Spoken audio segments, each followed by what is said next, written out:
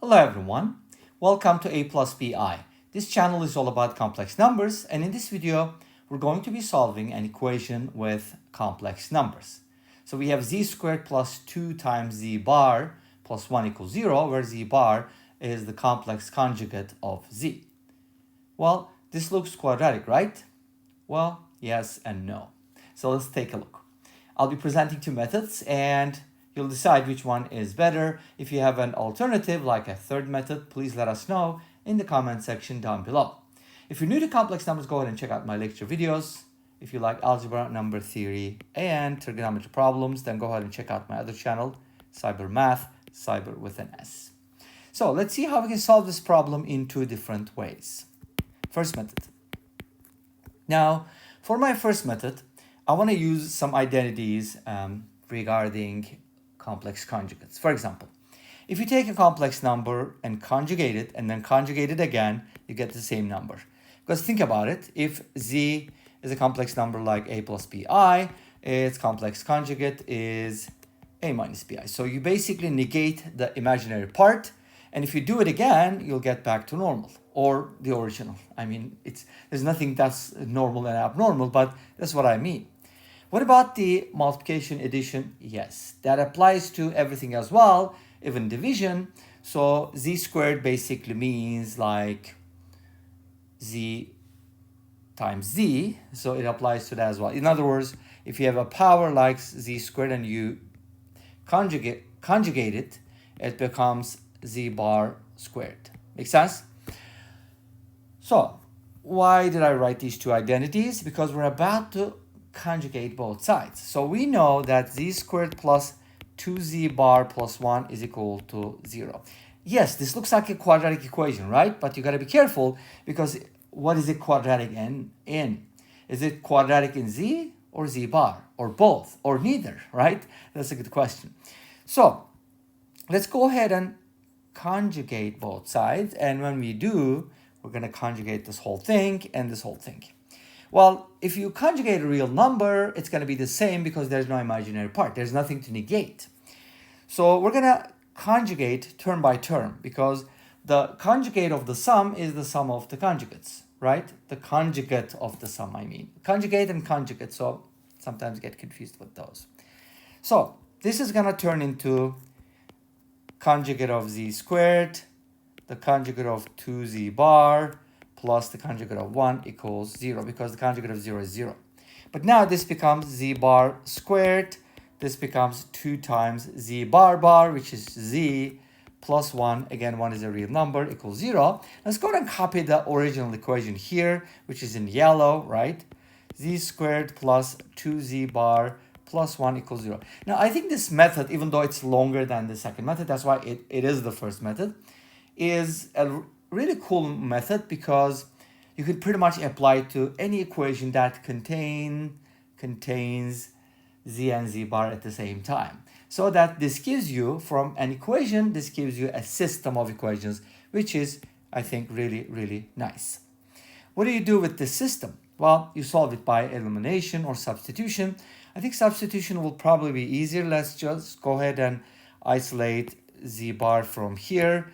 Z bar is just going to be negative 1 minus z squared divided by 2. And now we can go ahead and take this and substitute here, right? So, and then that equation becomes z bar squared. We're going to replace z bar with this from here and square it. And then plus 2z, or not 2z, right, equals 0. And now we have the following equation, which is quartic, by the way, right? How nice. When you square the numerator, it doesn't matter whether you square this expression or its opposite, because at the end it's going to be the same. So z to the fourth plus 2z squared plus 1 divided by 4 plus 2z plus 1 equals 0. And then we'll multiply everything by 4. Z to the fourth plus 2z squared plus 1 plus 8z plus 4 equals 0. And then combining like terms, z to the fourth plus 2z squared plus 8z plus 5 equals 0. Now, this is really nice. You know why? Because it's a depressed quartic, which means we don't have z cubed. That's really cool, because by using Descartes' method. I think it's called Descartes, and there's a couple different ways to solve the quartic, right? I think another one would be, anyways, I forgot. There are other methods. So we can go ahead and write this, since there's no z cubed, we can write this as z squared plus az plus b multiplied by z squared minus az plus c. The reason why we use plus az and minus az is so that we can get rid of z cubed, because that's the only way to get z cubed. This one and this one. You got that? So you can go ahead and set it equal to this, but let's just ignore the fact that we don't have z cubed. So z to the 4th power, and then ignore that one, skip, and then plus cz squared, and then plus skip that one. And the next one is going to be minus a squared z squared plus acz plus bz squared minus abz plus bc. Now you rearrange the terms a little bit. I think we have 3 of these. It's going to be like b plus c minus a squared z squared, and then plus ac minus ab z, and then these 2, and then this one finally. So that'll be plus bc. Now you want this to equal our quartic, which is z to the 4th plus 2z squared plus 8z plus 5. In other words, you want this, maybe move this a little bit out of the way, put it here. You basically want the coefficient of z squared to be 2. Oops. This is supposed to be a 2, this is supposed to be an 8, and this is supposed to be a 5. Now, you can kind of play with the values of b and c because they probably need to be like 1 and 5 or -1 and -5. I don't think it matters which one is which. It should work at the end because b and c determine the values of a. So we can kind of make some guesses like suppose b equals 1 and c equals 5.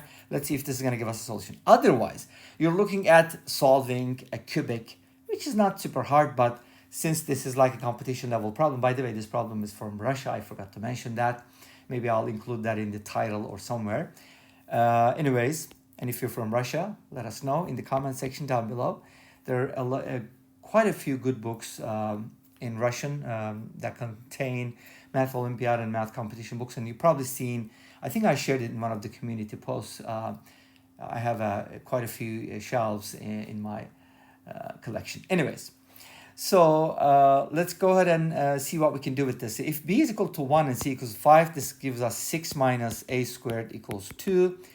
And ac minus ab, by the way, can be written as a times c minus b. C minus b is going to be 4, so that's like 4a is equal to 8. And both of these tell us that a equals 2 would work. That's really cool, because now we can go ahead and factor it, z squared plus 2z, and then plus b, and then the other one is minus. So plus bb is going to be 1. And the other one is just going to be z squared minus 2z plus 5. So it worked. Now, if this didn't work, then we would try -1 and -5 here. You see that? And then maybe that would work, but I doubt it because we can't really have 2 negatives as far as I know. But anyways, you get the idea. You can try both. Now, what do you do with this? Solve each quadratic. Easy to do. So for example, this gives us z plus 1 squared equals 0, which means z is equal to -1, which we'll talk about, by the way, because that's a real number. And then this one is going to give us non-real solutions, as you can see here, because discriminant is less than 0. Z is going to be -b plus minus the square root of b squared minus 4ac. That's going to be like 4 minus 20, which is -16. So that's going to be 2i, okay? 2i divided by 2a, which is 2. And that means, oops, I think I made a mistake somewhere. Let's check it out. You know what? Let's just use the completing the square method because I think it's better. So I can write it as z squared minus 2z plus 1 plus 4 equals 0. I don't know why it's parentheses. This is z minus 1 squared equals -4. This means z minus 1 is equal to plus minus 2i, because if you square root that. And from here we get z equals 1 plus minus 2i. Very nice. We got non-real complex solutions, right? And z equals -1. Cool. So one of the solutions is real. There are 3 solutions. So at the end, this is not quadratic. Maybe it's cubic, but it's a really interesting cubic, isn't it? So that's the first method. Let's go ahead and take a look at the second method. But before I get into that, I want to say something. what if z is real? Take a look at the original problem and just imagine for a minute, like, what if z is real? If z is real, then z bar is the same as z. So we really get a quadratic from here, but it gives us z squared plus 2z plus 1 equals 0, which is z plus 1 squared. We get a quadratic with a single solution, which is kind of sad, right? But that's what it is, z equals -1. Cool. That explains why we have one real solution. The other ones are non-real, hopefully, right? So let's go ahead and take a look at the second method because I think you're going to find it really cool. But let me know again which one you like better. If you have a third method, please don't hide it from us. Z equals a plus bi. And then, by the way, the name of this channel is a plus bi, and there's a good reason behind it. So what we're going to do with this, we're going to substitute it into our equation. This should be the general method, but I saved it for a second, okay? Now let's replace z with a plus bi. We're going to square that. You'll see how smooth this is. A minus bi plus 1 equals 0. And then we can expand it. I think you should memorize this because that comes up a lot. 2a minus 2bi. I squared is -1, by the way. Did I get that right? Okay, I think so. Now let's go ahead and put the real parts together. A squared minus b squared plus 2a. I kind of tend to underline so I know I'm not missing any terms. And then 2ab minus 2b is the imaginary part. And here we go. Now we got 0 on the right-hand side, which means the real part should be 0 and the imaginary part should be 0, both. Let's start with this one. This one seems easier because this one is going to have some complications. Well, not really, but a little bit. Oh, by the way, if you start with the first equation like this, it's actually not that hard, I just realized, because you can kind of write it like this. And then from here you get two solutions. A plus 1 is b, or a plus 1 is -b, and then you can apply it to the other one. Well, let's just use this one since I said so. Now we can factor out 2b, or not 2b, yay, I can say that. A minus 1 equals 0. From here we get two solutions. Either b is 0 or a is 1, okay? I meant 1, seriously. Okay, now, what happens if b is 0? Well, we can kind of go to the first equation, substitute either in one of those or in the original. You can replace b with 0. That'll give you, in both cases, a equals -1. And that means that z equals -1 plus 0i, which is z equals -1. That is the real solution, okay? And then from here, if a is equal to 1, then b is going to be either 2 or -2. So b can be 2 or b can be -2, which means z can be a, which is 1 plus minus 2i. And again, those are the non-real solutions. And this almost brings us to the end because I need to show you the solutions from Wolfram Alpha. Good job, Wolfram Alpha. You were able to solve the problem this time and many other times. And this brings us to the end of this video. Thanks for watching. I hope you enjoyed it. Please let me know. Don't forget to comment, like, and subscribe. I'll see you next time with another video. Until then, be safe, take care. Don't forget to follow aplusbi and cybermath. And bye-bye.